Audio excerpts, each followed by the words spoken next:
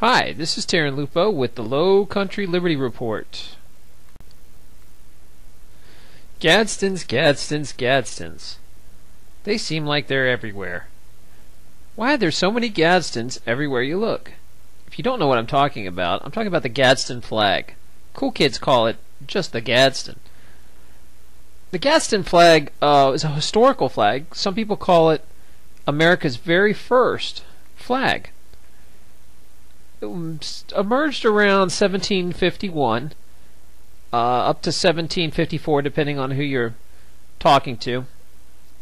And the first time it really emerged, they were talking about the French and Indian War. Benjamin Franklin had wrote an article about it, and they was really trying to push for the states to unify.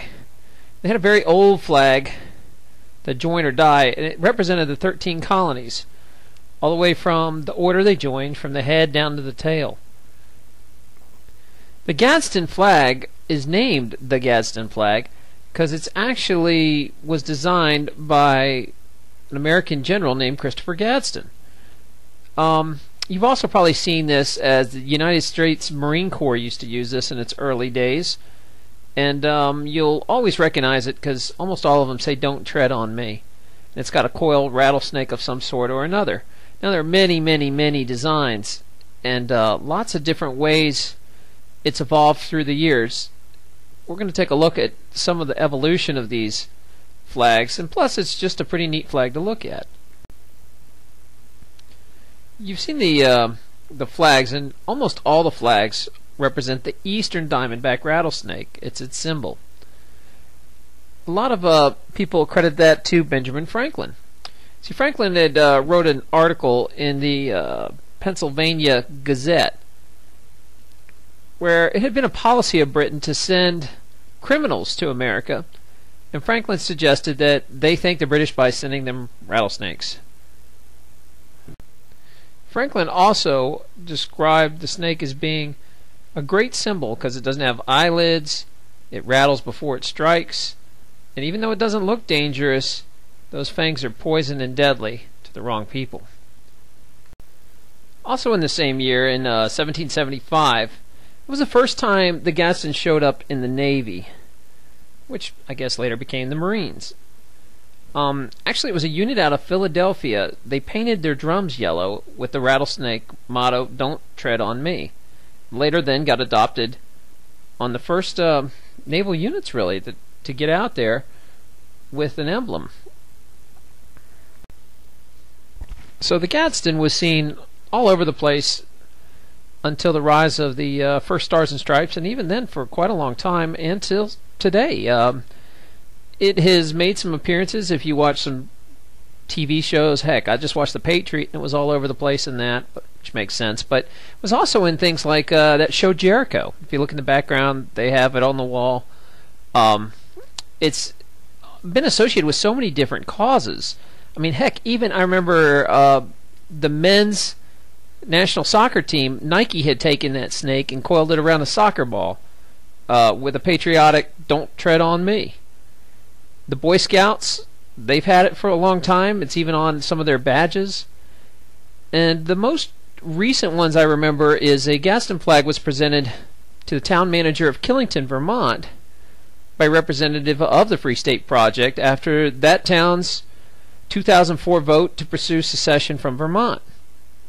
If you don't know what the Free State Project is, it's a group of liberty lovers all pulling to the same place in New Hampshire. And they've actually made their own version of the Gadsden flag, which has a porcupine on it. That's their symbol for their movement, the porcupine. It's a little less ferocious than a rattlesnake, but it still sends the same message. These current days, the flag has lots of different meanings to lots of different people. I've even seen a whole Facebook page devoted just to the Gadsden flag, which surprisingly has a lot of supporters. I was one. But there's lots of different reasons people fly these flags. Some people just want a smaller government. Some people think our government is too big, too powerful, and out of hand. Some people are actually calling for a revolution. There's others who just fly it because they like the cool rattlesnake. There's some people that fly it to send a message that they're supporters of a certain party. I've even seen Ron Paul people fly them. I've seen Free State people fly them. I've seen, Republicans, Democrats fly them. There's even some that are the Republican Liberty Caucus has its own version of it. A big reason people fly them, though, is to say that they're dissatisfied. They're unhappy with the current situation, and they're calling for some sort of revolution. Now, there are some extremes, obviously. There's some people that would love to abolish everything and go back to an anarchist society. There's some people that just want a little less government. There's some people that are using it for militia purposes or supporting a third-party candidate. All sorts of different reasons. So you really have to ask a person why they're flying a Gadsden. But it does send a symbol that they're just not happy with the current status quo. Recently, the big controversy was the Missouri Informative Analysis Center, MIAC, which you've probably heard about. Basically, it was a report published concerning guidelines by which law enforcement could determine whether a person may be a member of a militia. Included in this report is a line that specifically references those who display Gadsden flags.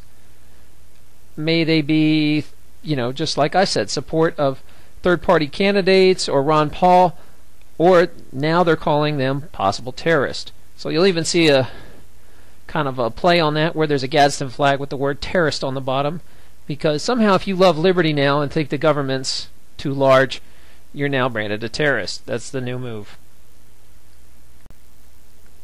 I also do like to see that the liberty community doesn't take itself too serious. There's been some really funny spoofs. The ones I can think of currently were from Dale at anarchyinyourhead.com. He had some really funny flags he designed, which I do love seeing them up.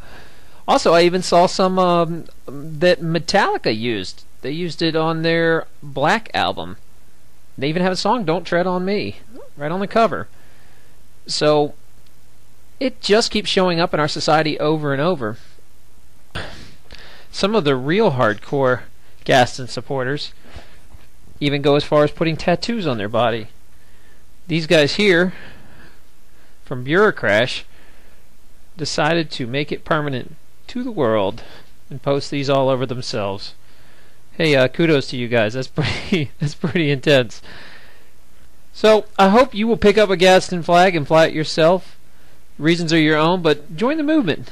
I think it's important. I'd like to see just as many of these as the American flag. This is the original American flag. We need to go back in time to those values before we got ourselves in a whole bunch of trouble. This is Tarrin Lupo for Low Country Liberty Report, or LCL Report. Good hunting.